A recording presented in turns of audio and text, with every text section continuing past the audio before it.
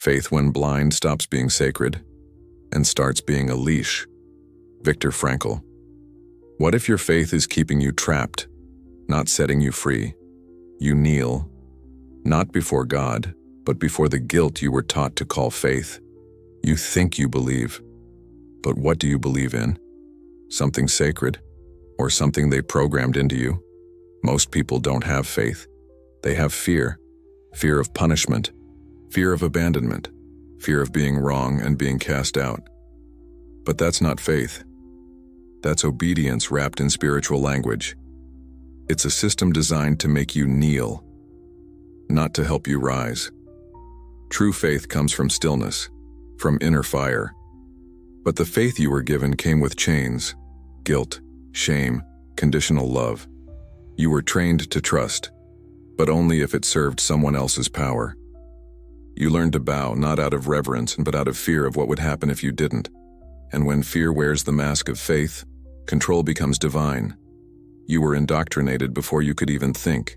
Kneel, obey, be grateful, don't ask, don't feel anger, don't doubt. As a child, you were told faith meant obedience, that God only loves the compliant. But no one taught you how to feel the divine, only how to fear it. School echoed the same message. Follow the rules, respect the hierarchy, repeat, memorize, submit. Failure meant shame, not growth. In church, they told you doubt was sin, that thinking for yourself was dangerous, that hell awaited those who questioned. But they never explained why to believe, only that you must.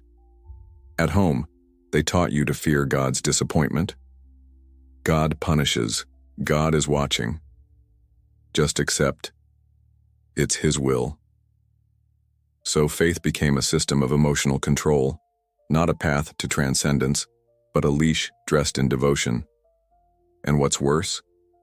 You started to feel guilty every time you reached for freedom, because freedom was labeled rebellion, and obedience became sacred. But is that what faith truly is? A test of submission? Or an awakening of consciousness?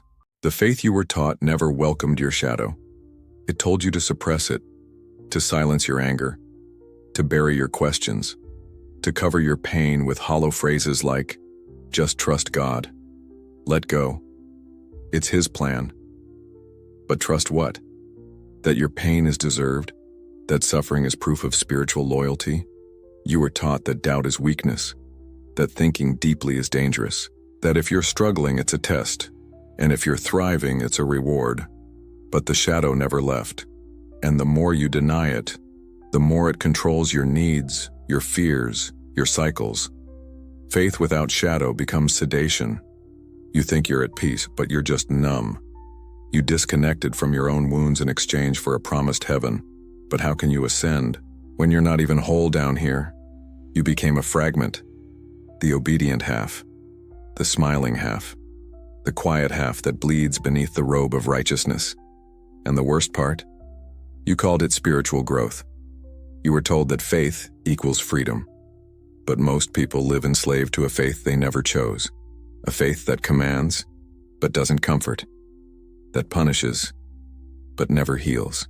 How many choices have you made just to avoid disappointing God? How many times did you silence your truth to appear grateful? They called it hope, but it was fear in disguise, guilt masked as devotion. The faith industry turned your emptiness into a market. Your pain became a transaction. Your psychological hell was monetized into spiritual products. Hell became a marketing tool. Guilt became the ritual. Promises became addiction. And the more you suffer, the more you're told to believe harder. But real faith doesn't feast on your suffering. It doesn't demand daily sacrifice. It frees without fear. It embraces without control. False freedom sounds like, I've surrendered everything. God is in charge. But inside, you're silently collapsing. Because surrendering without awareness is just another way to abandon yourself. There comes a moment when something inside you shatters, not out of rage, but clarity. You realize that obedient faith didn't protect you. It numbed you. It kept you waiting, while your soul begged for movement. Breaking away isn't rebellion. It's truth. It's looking up and whispering, "This no longer feels like mine." It's letting go of the belief that silent suffering is strength, that self-denial is virtue, that pain equals holiness. True faith begins where blind submission ends, when you realize God doesn't want you broken, He wants you whole, and maybe your real faith isn't the one screaming hallelujah, but the one whispering enough. Enough of hating yourself in the name of forgiveness, enough of tolerating abuse in the name of peace, enough of dying inside in the name of salvation. Rebuilding isn't about becoming atheist, it's about reconnecting with something deeper, something raw, something whole. It's realizing there's a God who doesn't demand, but invites, who doesn't test, but dwells.